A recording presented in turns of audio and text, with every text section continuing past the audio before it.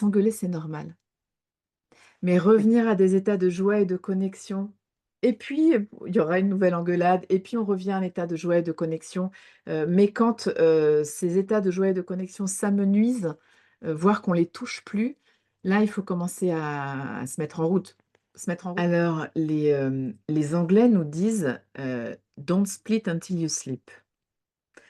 C'est hyper sage, autour de ce qu'on appelle le baby clash, hein, qui est, se perdre l'un l'autre dans les premiers mois, premières années autour de la naissance.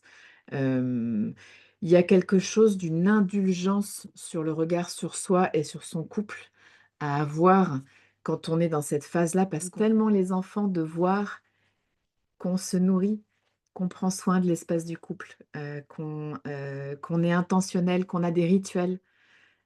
Qu'on ne s'autorise pas entre nous ou avec eux, ces débordements émotionnels, qu'on apprend à se canaliser, à dire nos limites, à poser nos besoins, à tout ce travail de l'intelligence amoureuse, hein. Nos enfants habitent dans l'espace du couple et que, ils sont des boules d'intuition, de captation de sensations. Ils savent très bien quand ça va pas, et ça les rend anxieux. Il y a autre chose, regarde ton partenaire. Tu souffres et donc tu te permets, au nom de ce que je souffre, mais regarde là où il est, regarde là où elle est. C'est pas facile non plus. Et si vous vous mettiez ensemble contre ce problème plutôt que l'un contre l'autre?